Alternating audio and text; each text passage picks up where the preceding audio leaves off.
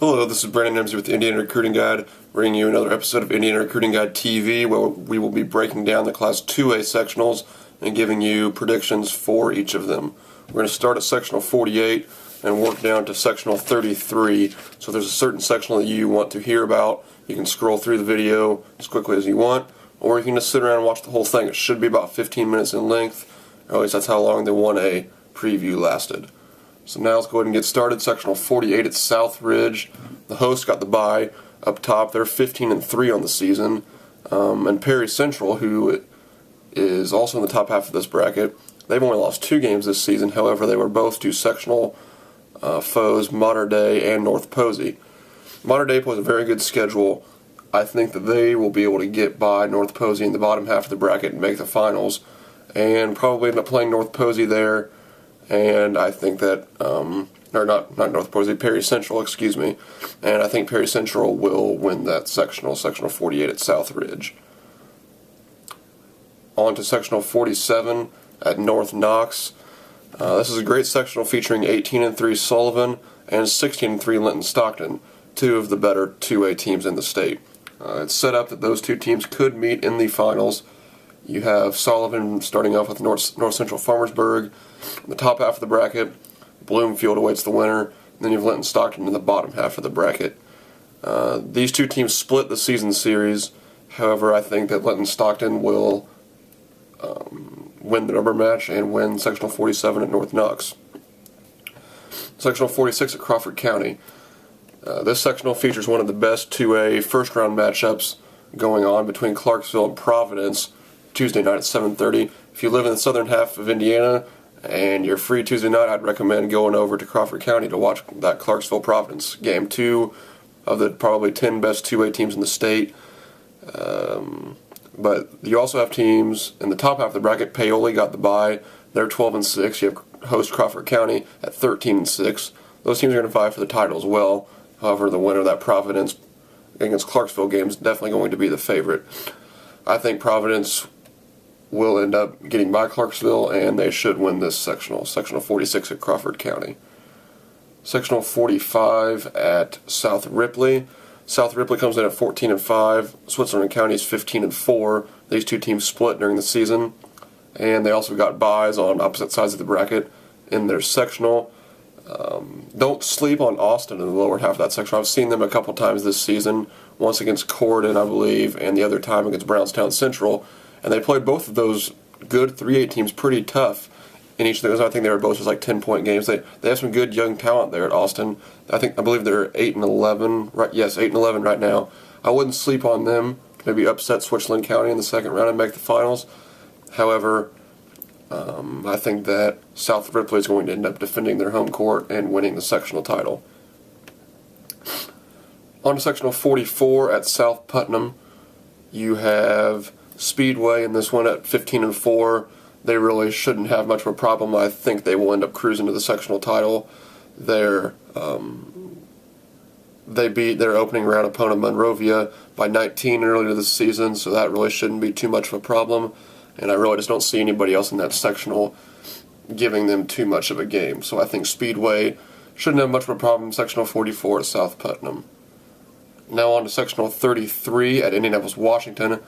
Some really talented Indianapolis area teams in this one. You have Cecina, Ritter, Washington, and Addix, all of whom could potentially win this sectional, in my opinion.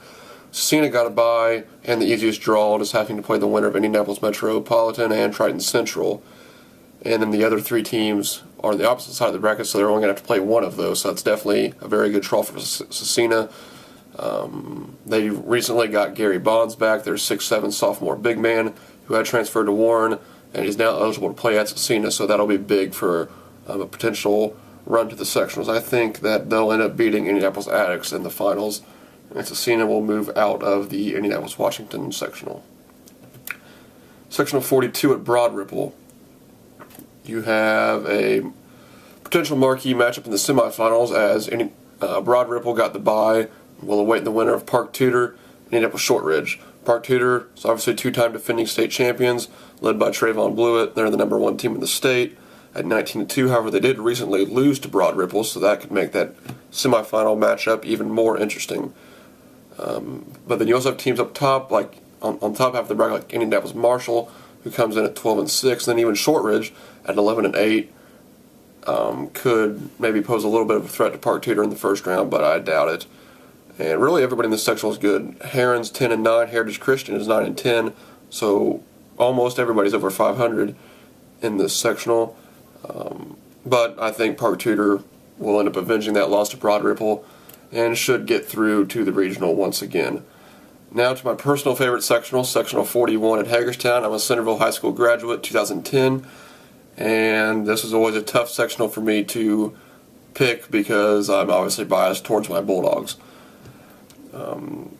Hagerstown comes in as the favorite and the host. They're 17-2. They've been ranked as high as maybe 5th this season. They're down to 16th now, I believe. They're definitely the favorite on paper, but this is always a very open sectional. Quite a few teams that have very good coaches, and just overall it's a very good mix of talent in that sectional. Northeastern got the bye in the top half of the bracket. They're a dangerous team led by Andy Scripture. They can make a little bit of noise. However, I'm actually going to go off the board a little bit on this one, and I'm going to pick my Centerville Bulldogs to kind of turn around this, at least by Centerville standards, pretty mediocre season. As we're under 500 right now, that hasn't been the case in quite a while. And I think we're going to pick up another sectional crown. We play Cambridge City Lincoln in the first round, then potentially a matchup with Hagerstown in the semifinals. We played Hagerstown tough the first time we played them this season. Hagerstown got the best of Centerville the second time around. However, I just think Coach Chid and that 2-3 zone is enough to maybe throw a little wrench at the Hagerstown Tigers and look for Centerville to win that Sectional 41 at Hagerstown. Now on to Sectional 40 at LaPel. Another balance to a sectional here. You have number 6, Wapahani, at 17-3. You have Frankton at 15-5. LaPel, one of the best coaches in the state, at 11-9. Also, perennial powerhouse Winchester, while they're down this year. A very talented freshman at Keontae Enos, who's came on strong of late. Winchester's now won 5 or 6 straight games going into the sectional. I believe it's 6 now. However, they drew Frankton in the first round. Really don't see them getting by them. Should be a great final there potentially between Wapahani and Frankton. I'm going to go with Wapahani. I just think they have a little bit too much talent, and I think that the Raiders will win Sectional 40 at LaPel. Now on to Sectional 39, hosted by Tipton. Really no reason to spend too much time on this one. Tipton and Mike Crawford should cruise through this. They're 18-2, ranked second in the state. Nobody else in this sectional is above 500. And, yeah, the Blue Devils shouldn't have much problem. They'll capture another sectional title on their home floor. On to Sectional 38 at Delphi. Everyone besides Clinton Central at 1-18 is over 500 in this sectional. Delphi and Sheridan, that's another very good Tuesday night first-round matchup. If you're not down in the Clarksville-Providence area, I'd recommend this Delphi-Sheridan game. I'm going to go ahead and go with Sheridan to win this sectional. Probably whoever wins that first-round matchup is going to win it, and I'm just going to go with Sheridan. I think that they will end up getting it done. Sectional 37 at Manchester. Oak Hill is 11-8. They definitely got the best draw, and I think they will take advantage of that and end up winning this sectional.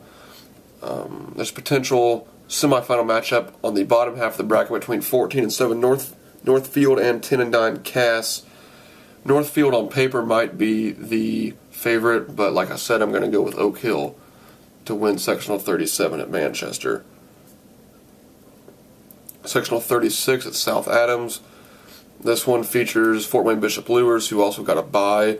They're 12-6. However, they recently got Marion transfer Randon Jackson eligible. I think that's going to be a very big pickup for a potential deep run in the state tournament. I would not sleep on Luers, even with some of the things they've gone through this season with players leaving the team and all of that. But you have James Blackman Jr. and VJ Blackman, two very good players. Obviously, James, the Indiana recruit, is averaging like 37 points a game. But here in the sectional and beyond, Randon Jackson is going to end up being the X factor and the reason that they will end up winning that Sectional 36 at South Adams. However, you have solid teams like Bluffton at 14-5, Adams Central at 11-6. That could give Luers a little bit of a challenge. but I just don't really see it happening, especially with Jackson being back in the mix. On to Sectional 35 at Westview. Class 2A number 7 Westview comes in at 17-2, and with being on their home court, I think they will protect their court and end up winning the sectional. However, don't sleep on LaVille, who will come out of the bottom half of the bracket. They're 13-6. Pretty good team, pretty good draw. They could give Westview a little bit of a problem, but like I said, I'll pick Westview there at Sectional 35. Sectional 34 at Winnemac. Boone Grove comes in at 12-7 as the only team over 500. They also got the benefit of a very easy draw.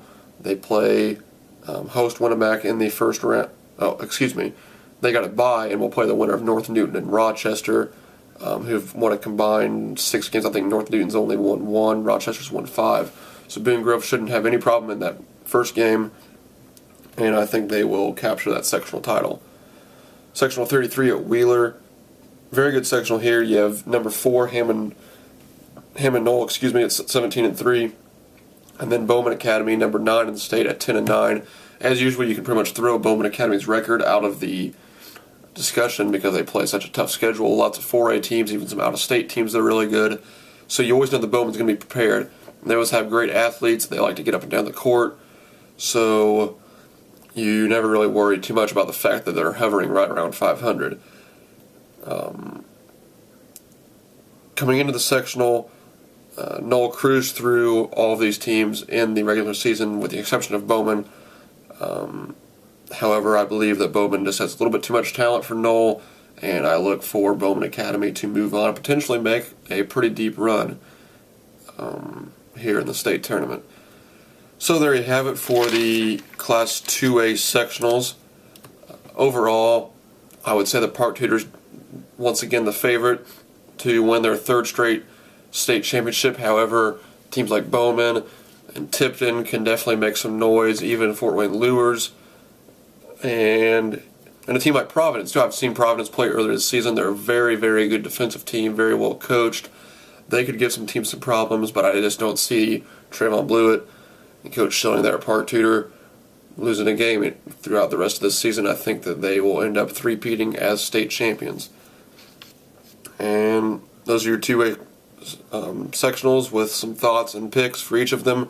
Stay tuned for the Class 3A sectional, which we posted sometime soon, and Class 4A probably sometime tomorrow. And make sure you follow me on Twitter. All of that information will be in the description box. Also check out the website and all of that. Subscribe to the YouTube channel and like the video if you enjoyed it. And that's pretty much it. If you have any thoughts or questions, you can email me or just get a hold of me on Twitter. And stay tuned for the 3A video. Thanks for watching.